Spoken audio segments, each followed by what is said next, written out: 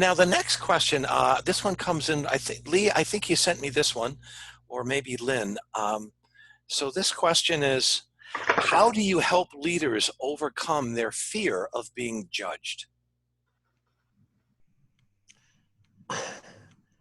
Again, 3 words that I use all the time: courage, humility, and discipline. Somebody's got a fear of being judged.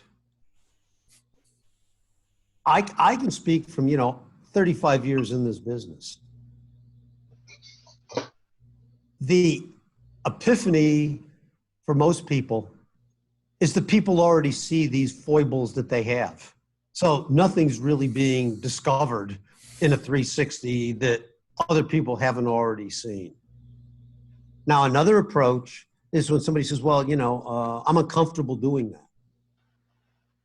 One of my techniques is to say to people, I have no interest in your comfort level. If we all stayed comfortable, we would never get better at anything, whether it's skiing or golf or anything. I mean, it doesn't matter. So the key here is, are you willing to push yourself with my help? And I'm here to, assist and do all this. But let's be clear, you're going to have to do the heavy lifting, and you're going to have to be willing to put yourself into positions where you're vulnerable. And if not, then I just don't understand how anybody gets better without. And I don't care if it's public speaking. I don't care what it is.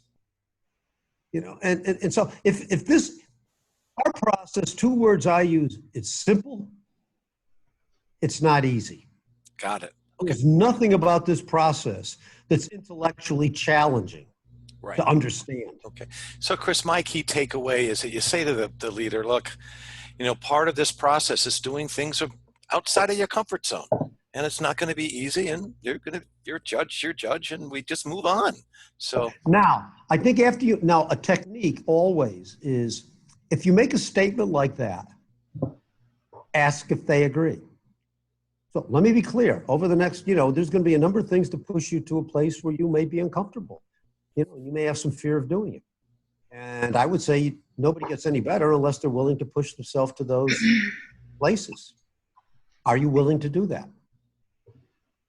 If they say no, well, then get another coach. Got it. Right? I mean, a technique often is, after we make a statement, and if the person says, I understand, that doesn't mean they agree. Too often, I think we'll make a statement and they say, I understand, or I got it. We assume what? They agree. And that may not be the case. Okay. So I look for confirmation. When I make a statement, I say, would you agree with that? What part of that, what I just said, do you agree with? What part do you disagree with? What makes you uncomfortable? Okay, I understand that makes you uncomfortable. The question is, do you have the courage to overcome it? Ask those questions. And I think too many coaches go into it. And again, often the toughest thing for coaches when they're starting is getting an engagement. How do I go get an engagement? How do I compete against 5 other coaches going up for this assignment? How do I differentiate myself? And I think too often we go into the interview process wanting to be liked. We want the person to like us.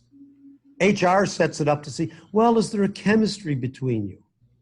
Quite frankly, I don't care if there's a chemistry. This is what I bring to it as a coach. And, this is what you want to do, and you have the courage to do it and the discipline to follow through. I'm in.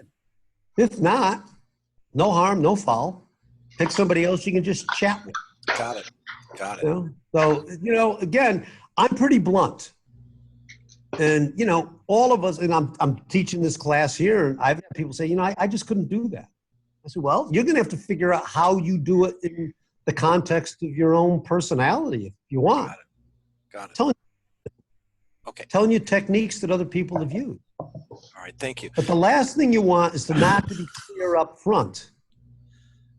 And then later on, somebody says, well, I didn't know I was going to have to engage stakeholders. I didn't know I was going to have to share this.